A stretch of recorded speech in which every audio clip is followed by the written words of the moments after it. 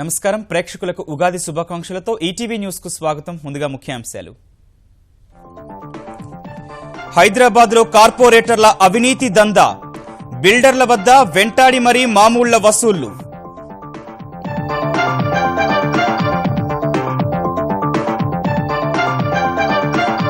వ్యాపారుల ఆవేదన ఆలకించని కార్పొరేటర్లు, మాకు ఖర్చులుంటాయంటూ కబుర్లు, కోట్ల వ్యాపారానికి లక్షలు పెద్ద లెక్కేం కాదంటూ అవినీతి పలుకులు. అమరావతికి రహదారుల అనుసంధానంలో ముందడుగు, నేడు 7 ప్రధాన రోడ్లకు చంద్రబాబు శంకుస్థాపన, 915 కోట్ల అంచనాలతో పనులు.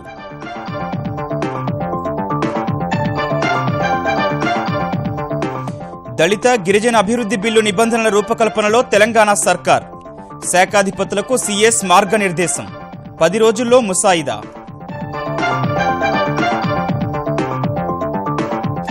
జగన్ ఉద్దేశపూర్వకంగా సాక్షుల్ని ప్రభావితం చేస్తున్నారన్న సీబీఐ, కేసు విచారణలో జాప్యం చేస్తున్నారని బెయిల్ రద్దు పిటిషన్లో ఆరోపణ.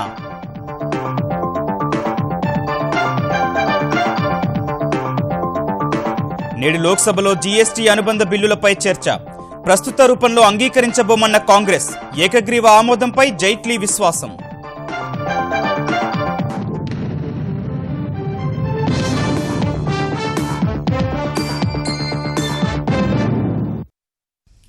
హైదరాబాద్ లో కార్పొరేటర్లు లంచాల మత్తులో జోగుతున్నారు. కొత్త నిర్మాణాలు కనిపిస్తే చాలు రెక్కలు కట్టుకొని వాలిపోతూ మా మామూళ్ల మాటేమిటంటూ బేరాలాడుతున్నారు. ఎన్నికల్లో 2.5 కోట్ల వరకు ఖర్చు పెట్టామని, తమకు ఖర్చులుంటాయంటూ అవినీతి పలుకులు పలుకుతున్నారు. కోట్లు వ్యాపారం చేసేవారు లక్షలివ్వడానికి వెనకాడొద్దంటూ బిల్డర్లకు తేల్చి చెప్పేస్తున్నారు. జీహెచ్ఎంసీలో లంచం ఇవ్వకుండా పనులు జరుగుతాయని నమ్మకం కలిగినప్పుడే తెరాసకు నిజమైన గెలుపంటూ బల్దియా ఎన్నికల తర్వాత ముఖ్యమంత్రి కేసీఆర్ చేసిన హితబోధను కొందరు కార్పొరేటర్లు గాలికి వదిలేశారు. కొత్తగా భవన నిర్మాణం మొదలైతే చాలి కార్పొరేటర్లు బిల్డర్లను వేటాడుతున్నారు. సాధారణంగా బల్దియా అనుమతితోనే నిర్మాణాలు మొదలైనా అక్కడ ఓ చిన్న లోపం వెతికి మరీ పట్టుకొని మామూళ్ల దందాకు తెరతీస్తున్నారు. అడిగినంత ఇస్తే సరి, లేదంటే అధికారులను ఉసిగొల్పి పనులు ఆపేస్తున్నారంటూ బిల్డర్లు బెంబేలెత్తిపోతున్నారు. కొందరు కార్పొరేటర్లైతే వసూళ్లకు అనుచరుల్ని నియమించుకున్నారన్న ఆరోపణలు లేకపోలేదు. ఇలా ఎల్బీ నగర్ పరిధిలో కార్పొరేటర్ల దందాలతో విసిగి వేశారిన బిల్డర్లు పురపాలక మంత్రి కేటీఆర్ ను కలిసి తమ గోడు వెళ్లబోసుకునేందుకు సిద్ధమయ్యారు. విషయం తెలుసుకున్న ఎల్బీ నగర్ కు చెందిన తెరాస నాయకుడు ఒకరు బిల్డర్లు కార్పొరేటర్లతో సర్దుబాటు సమావేశం ఏర్పాటు చేశారు. మహిళా కార్పొరేటర్ల భర్తలు పాల్గొన్న ఈ సమావేశంలో డబ్బుల కోసం కార్పొరేటర్ల ఒత్తిళ్లను ఓ వ్యాపారి సమావేశంలో వెల్లడించారు. 22 లక్షల రూపాయలు వాటర్ గురించి కట్టాను. వాటర్ పైపులు వచ్చాక మాకు డబ్బులు ఇస్తే తప్ప పైపులు వేద్దని కాంట్రాక్టర్ బెదిరించి ఆపేశారు. లోకల్ లీడర్స్ నేను 6 మంత్స్ వరకు నేను డబ్బులు ఇవ్వనని చెప్పేసి లాస్ట్ కేటీఆర్ ఆఫీస్ నుంచి ప్రెషర్ చేస్తే తప్ప నాకు పైప్ లైన్ రాలేదు.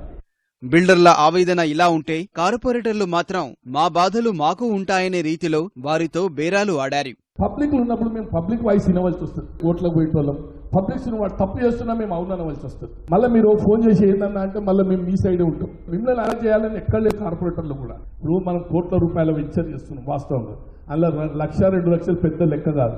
ఓ కార్పొరేటర్ చిన్న నుండి 2 లక్షలు పంపించేసి 1 లక్ష ఉండదు. డైరెక్ట్ మాట్లాడుతున్నాం, ముసుగుల గుద్దులాట్టుంది. పంపించేది నాతో ఇంత అవుతుంది అని చెప్పేస్తే అయిపోయాయి కదా.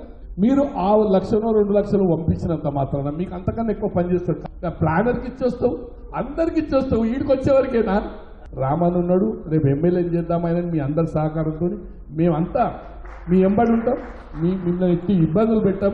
నెలకు 2 లక్షల రూపాయలు ఖర్చు వస్తుంది ఒక కార్పొరేటర్. దయచేసి పెరిగినట్టు సభ్యత్వ నమోదుకు 8 లక్షలు 9 లక్షలు ఒక కార్పొరేటర్ పడుతుంది. సభ్యత్వం రాష్ట్రానికి డబ్బులు ఇవ్వాలి, సభ్యత్వంలోనికి పైసలు ఇవ్వాలి, ఇవన్నీ ఇవ్వాలి, ఈ టైం ఖరాబ్ చేయాలి, ఇవన్నీ ఇవ్వాలంటే 10 లక్షలు ఒక కార్పొరేటర్ మీద పడుతుంది. ఎక్కడికే తెచ్చి పెడతారు కార్పొరేటర్. స్థిరాస్తి వ్యాపారులు కార్పొరేటర్ల సమావేశంలో పెద్దన్న పాత్ర పోషించిన తెరాస నాయకుడు కూడా తనదైన రీతిలో బిల్డర్లకు నచ్చజెప్పే ప్రయత్నం చేశారు. గతంలో 10 లక్షలిచ్చే వారని ఇప్పుడు ఎంతో కొంత ఇచ్చినా చాలని చెప్పుకొచ్చారు. అధికారులు కూడా చెప్పి చేయగలుగుతాం. ఇట్లా కూడా మనకు కోఆర్డినేషన్లో పోతే ఇంకా కూడా మంచిగా ఉంటుంది. మనం ఈరోజు ఇంటర్లేదని చెప్పేసి అధికారం పంపిస్తే అది మనకి అది బ్రహ్మాస్త్రం పోయినట్టే. ఆల్రెడీ జోనల్ కమిషనర్కు 2 ఏసీపీలకు కూడా చెప్పినాడు, ఏమొచ్చినా కూడా నాకు తెలియకుండా ఆడికి ఎవరిని పంపొద్దు, నాకు కూడా పంపితే మాత్రం మీ లగ్గాలు అయితే అలా కూడా చెప్పినాం. మన అనివార్య కారణంగా మాకు బ్యాడ్ లక్ కొద్దిగా ఊడిపోయినా కూడా ఇలా అవన్నీ మనకు అవసరం లేదు. ఇప్పుడు 11 మంది కార్పొరేటర్ కూడా మనం గెలిపించుకోవడం జరిగింది. ముఖ్యమంత్రి గారితో కూడా అసహ్యంగా సంబంధాలు ఉన్నాయి, మంచిగా ఉన్నాయి. రాబోయే రోజులలో మీకు ఏ ప్రాబ్లం నేను పాటిస్తున్నా.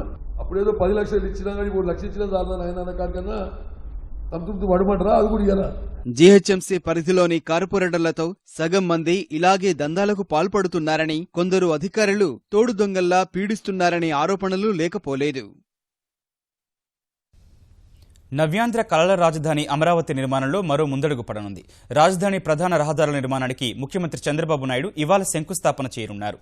915 కోట్ల రూపాయలతో చేపట్టే 7 ప్రధాన రహదారుల పనులకు పునాది రాయి వేయనున్నారు.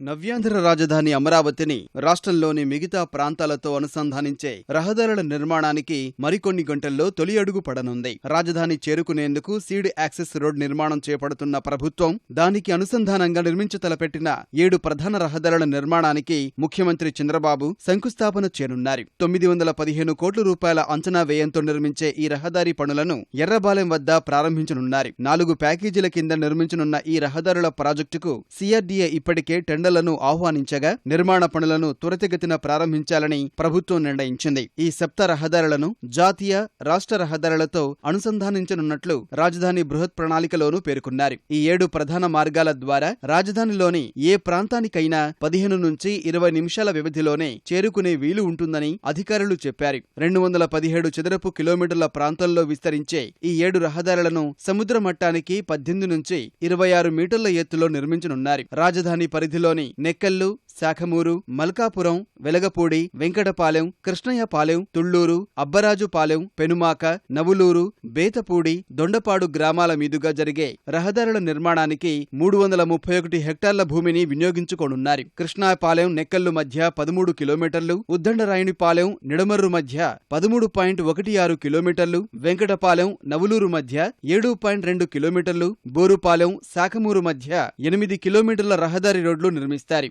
రహదారుల వెంట పచ్చదనాన్ని పెంపొందించేందుకు 103 జాతులకు చెందిన 44,000 మొక్కలు నాటనున్నారు. ఈ రహదారుల పరిధిలోనే వాణిజ్య పరిశ్రమలు, బహుళజాతి సంస్థల కార్యాలయాలు రానున్నాయి. ఎర్రబాలెం వద్ద శంకుస్థాపన చేసిన తర్వాత అక్కడ ఏర్పాటు చేసిన బహిరంగ సభలో చంద్రబాబు పాల్గొంటారు. సభకు హాజరయ్యే వారికి మొక్కలను పంచిపెట్టనున్నారు. అక్రమాస్తుల కేసులో నిందితుడైన వైకాపా అధ్యక్షుడు జగన్ ఉద్దేశపూర్వకంగా సాక్షులను ప్రభావితం చేస్తూ కేసు విచారణలో జాప్యానికి కారణమవుతున్నారని సీబీఐ ఆరోపించింది. జగన్ మీడియాలో ప్రసారమైన ప్రభుత్వ మాజీ ప్రధాన కార్యదర్శి రమాకాంత్ రెడ్డి ఇంటర్వ్యూనే దీనికి నిదర్శనంగా చూపించిన సీబీఐ ఆయనకు మంజూరైన షరతులతో కూడిన బెయిల్ రద్దు చేయాలని ప్రత్యేక కోర్టులో పిటిషన్ దాఖలు చేసింది. అక్రమాస్తుల కేసులో జగన్ బెయిలు రద్దు చేయాలని సీబీఐ ప్రత్యేక న్యాయస్థానంలో సీబీఐ పిటిషన్ దాఖలు చేసింది. మొత్తం 11 కేసుల్లో నిందితుడై ప్రస్తుతం షరతులతో కూడిన బెయిలుపై ఉన్న జగన్ సాక్షులను ప్రభావితం చేస్తూ ఆ షరతుల్ని ఉల్లంఘించారని కోర్టుకు తెలిపింది.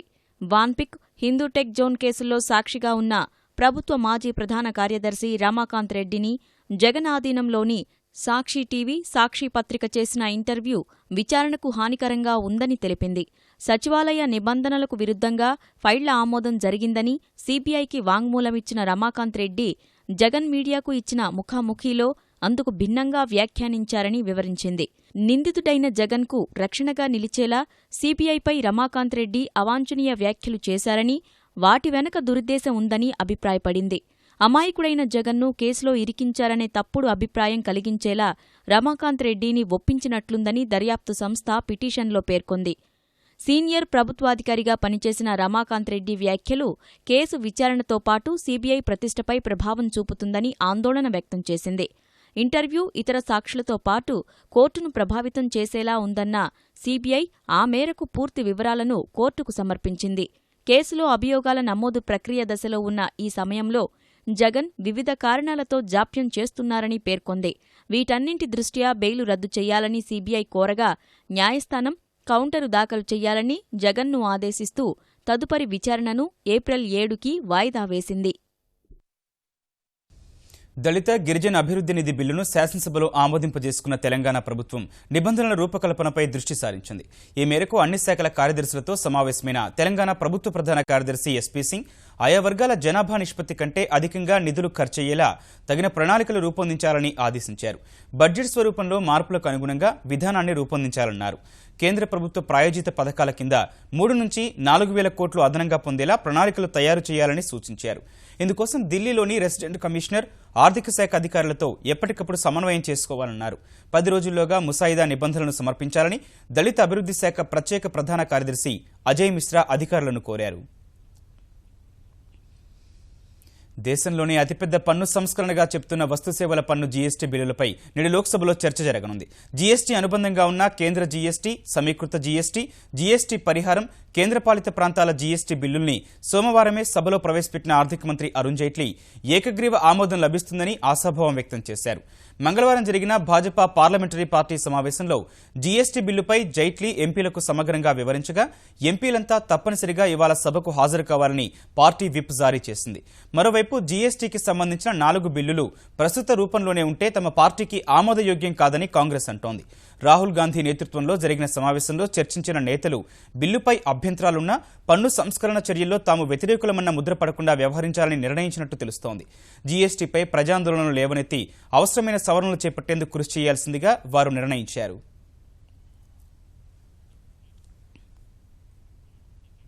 ఎస్సీల తరహాలోనే ఎస్టీ విద్యార్థినుల కోసం మహిళా డిగ్రీ కళాశాలలు ప్రారంభించాలని తెలంగాణ ప్రభుత్వం నిర్ణయించింది. రాష్ట్ర వ్యాప్తంగా 15 డిగ్రీ రెసిడెన్షియల్ కళాశాలలు ఏర్పాటు చేయాలని ముఖ్యమంత్రి కేసీఆర్ ఆదేశించినట్లు గిరిజన శాఖ మంత్రి చందులాల్ తెలిపారు. 2017-18 విద్యా సంవత్సరం నుంచే ఇవన్నీ ప్రారంభమయ్యేలా చూస్తామన్న ఆయన విద్యార్థినులకు కేసీఆర్ కిట్ పేరుతో కాస్మెటిక్ సామాగ్రిని అందజేస్తామని చెప్పారు. ఇంటర్మీడియట్ పూర్తి అయినటువంటి తర్వాత ట్రైబల్ బాలికలకు డిగ్రీ చేసుకోవడానికి మరి బయట ఎక్కడ రక్షణ కానీ వ్యవహారం కానీ లేకపోవడం వల్ల చదువు మానుకుంటారనే ఉద్దేశాన్ని గ్రహించిన ముఖ్యమంత్రి గారు సోషల్ వెల్ఫేర్ ఎట్లా పెట్టినో ట్రైబల్ వెల్ఫేర్ కూడా అదే పెట్టాలనే ఉద్దేశాన్ని ఆదేశించడం, జనాభాను బట్టి డిమాండ్ ఎక్కడికి దాన్ని బట్టి డిసైడ్ చేసి అక్కడ ప్రైవేట్ బిల్డింగ్ లో కిరాయికి తీసుకుని నడిపిస్తారు. 1 సంవత్సరం తర్వాత వాటి పర్మనెంట్ బిల్డింగ్ కూడా అవన్నీ అయిపోతుంది, పర్మనెంట్ ఫ్యాకల్టీ కూడా వస్తుంది. ఈ మధ్యలో టెంపరీగా కాంట్రాక్ట్ బేసిస్ లో కానీ అవుట్ సోర్సింగ్ గా ఇంటర్వ్యూ పెట్టి వాళ్ళ సెలెక్ట్ చేసి విద్యా బోధన జరిగేటట్టు ఏర్పాటు జరుగుతుంది. తెలంగాణ గృహ నిర్మాణ సంస్థ సంయుక్త ప్రాజెక్టులకు సంబంధించి అపరిష్కృత సమస్యలకు త్వరలోనే పరిష్కారం కనుగొంటామని ఈ అంశంపై ఏర్పాటు చేసిన మంత్రివర్గ ఉపసంఘం తెలిపింది.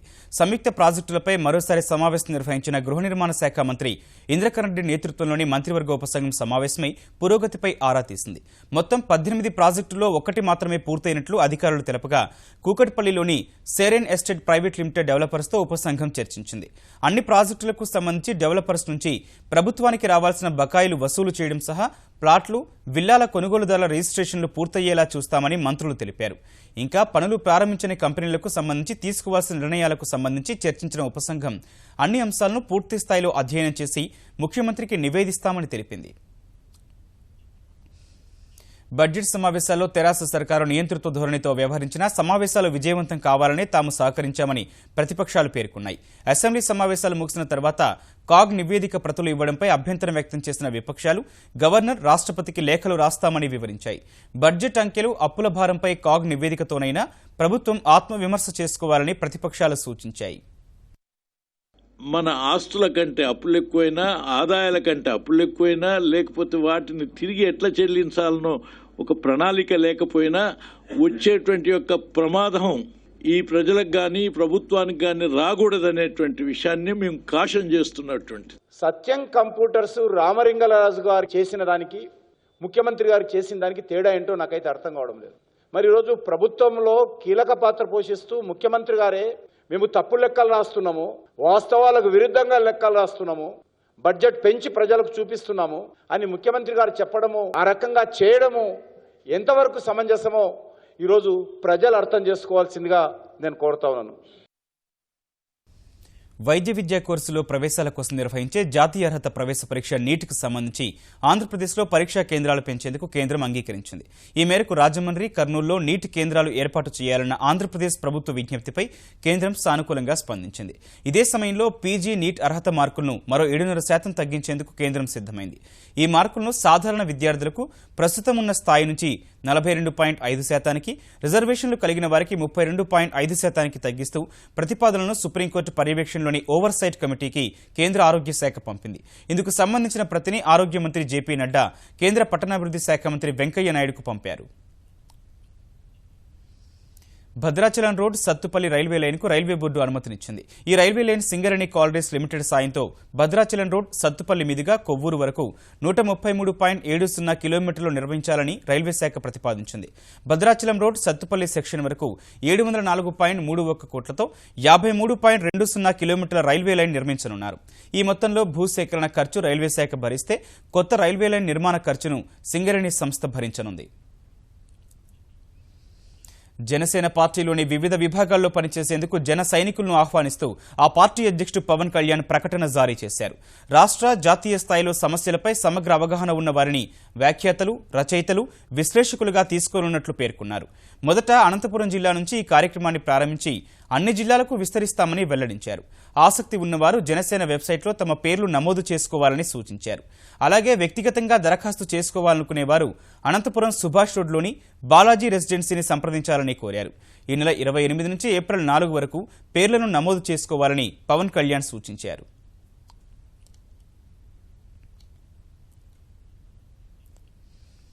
శ్వాసకోశ సంబంధిత సమస్యతో బాధపడిన దర్శకరత్న దాసరి నారాయణరావు పూర్తి స్థాయిలో కోలుకున్నారు. 2 నెలల పాటు సికింద్రాబాద్ కిమ్స్ ఆసుపత్రిలో చికిత్స పొందిన ఆయన డిశ్చార్జ్ అయ్యారు.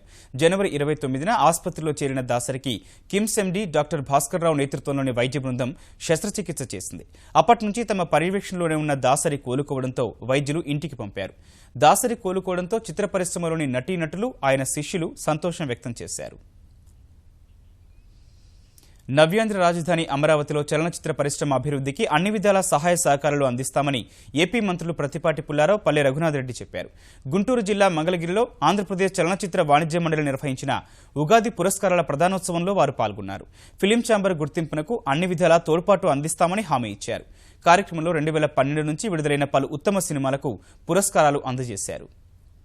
రాజధానిలో సినీ పరిశ్రమ తరలించాలి. కళారంగం ఎప్పుడైతే ఉంటుందో అక్కడ తప్పకుండా రాజధాని అభివృద్ధి చెందుతుంది.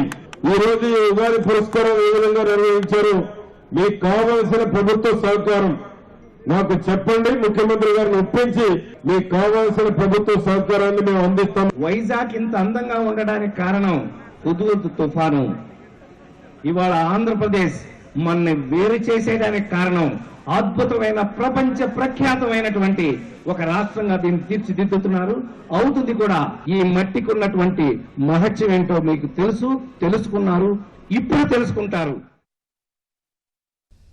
తెలుగు సంవత్సరాది ఉగాది శోభతో తెలుగు లోగిళ్లు కలకల్లాడుతున్నాయి. హేవలంబి నామ సంవత్సరానికి లోగిళ్లన్నీ మామిడి తోరణాలతో స్వాగతం పలుకుతున్నాయి. షడ్రుచుల సమ్మేళనమైన ఉగాది పచ్చడి తయారీలో ప్రజలంతా నిమగ్నమయ్యారు. మార్కెట్లన్నీ పూలు, ఫలాల కొనుగోలుతో కిటకిటలాడుతున్నాయి. తెలుగు రాష్ట్రాల ముఖ్యమంత్రులు ప్రజలకు పండుగ శుభాకాంక్షలు తెలిపారు.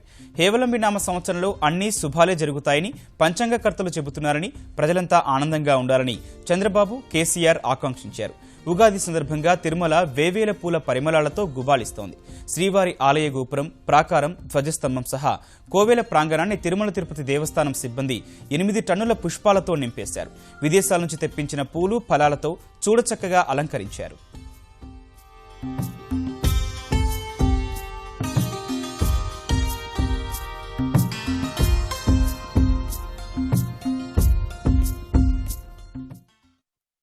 ప్రధాని నరేంద్ర మోదీ మరోసారి అమెరికాలో పర్యటించనున్నారు. ఈ ఏడాదిలోనే ప్రధాని అమెరికా వెళ్లే అవకాశం ఉంది.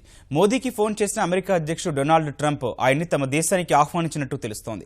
మోదీ ఆర్థిక సంస్కరణలకు మద్దతు తెలిపిన ట్రంప్ ఈ ఏడాదిలోనే భారత ప్రధానికి ఆతిథ్యం ఇవ్వాలని భావిస్తున్నట్టు శ్వేతసౌధం ఓ ప్రకటనలో తెలిపింది. మోదీ పర్యటన తేదీలపై స్పష్టత ఇవ్వలేదు. సోమవారం రాత్రి మోదీకి ఫోన్ చేసిన ట్రంప్ ఇటీవల జరిగిన ఎన్నికల్లో విజయం సాధించినందుకు అభినందనలు తెలిపారు. ఐరోపా సమాఖ్య నుంచి వైదొలిగేందుకు సిద్ధమైన బ్రిటన్ ఆ ప్రక్రియను అధికారికంగా ప్రారంభించింది. ఈయూ నుంచి తప్పుకుంటున్నట్టు తెలుపుతూ ఐరోపా సమాఖ్యకు బ్రిటన్ ప్రధాని థెరీసా మే లేఖ రాశారు.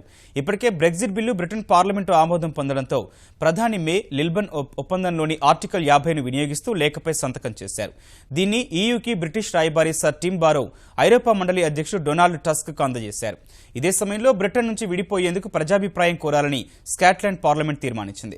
స్కాట్లాండ్ స్వతంత్ర దేశంగా ఉండేందుకు ప్రజాభిప్రాయం నిర్వహించాలని 69 మంది సభ్యులు అనుకూలంగా, 59 మంది వ్యతిరేకంగా ఓటేశారు. గతంలో ఒకసారి నిర్వహించిన ప్రజాభిప్రాయ సేకరణలో బ్రిటన్తో ఉండేందుకే స్కాట్లాండ్ వాసులు మొగ్గు చూపగా ఈయూ నుంచి బ్రిటన్ వైదొలిగిన నేపథ్యంలో స్కాట్లాండ్ విడిపోయేందుకు సిద్ధమని ప్రకటించింది. విమాన సిబ్బందిపై చెప్పుతో దాడి చేసి నిషేధానికి గురైన Shiv Sena MP Ravindra Gaikwad Air India టికెట్లు బుక్ చేసుకునేందుకు మరోసారి విఫలయత్నం చేశారు. తమ సంస్థకు చెందిన విమానంలో ప్రయాణించకుండా రవీంద్ర గైక్వాడ్ను నిషేధించిన ఎయిర్ ఇండియా తాజాగా ఆయన చేసుకున్న 2 బుకింగ్లను తిరస్కరించింది. ముంబై నుంచి ఢిల్లీకి, హైదరాబాద్ నుంచి ఢిల్లీ వెళ్లేందుకు రవీంద్ర పేరు మీద ఆయన వ్యక్తిగత సిబ్బంది టికెట్లు బుక్ చేయగా దాన్ని ఎయిర్ ఇండియా తిరస్కరించింది. ఓపెన్ టికెట్ కోటాలో ఎంపీ ఈ 2 టికెట్లు బుక్ చేసుకునేందుకు యత్నించగా ఎయిర్ ఇండియా అంగీకరించలేదు. ఫలితంగా ముంబై నుంచి ఢిల్లీ వెళ్లే రాజధాని ఎక్స్ప్రెస్లో గైక్వాడ్ టికెట్ తీసుకున్నట్టు ఓ ఆంగ్ల వార్తా ఛానల్ తెలిపింది. అయితే ముంబై సెంట్రల్ రైల్వే స్టేషన్లో మాత్రం శివసేన ఎంపీ రైలు ఎక్కలేదు.